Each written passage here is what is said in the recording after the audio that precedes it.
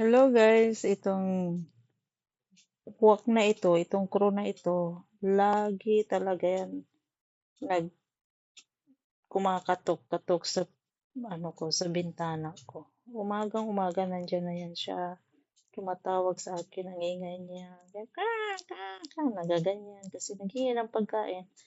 Yun, tinitingnan niya ako kung anong ginagawa niya sa loob. Binibigyan ko yan siya palagi, kaya nasanay yan siya. Yun, kasanayan na siya talagang tumitingin sa akin diyan kung anong ginagawa ko. Kaya ako naman hindi makatiis, binibigyan ko naman siya ng pagkain. Pag wala akong naghanap ako na yung bread, nilagyan ko na lang yung binabad ko sa gatas, yun, binibigay ko sa kanya. Baka may anak yan na maliit, kaya yun, laging nagpupunta ipakain sa anak niya. Yun siya, oh. Nagtitingin yun sa akin.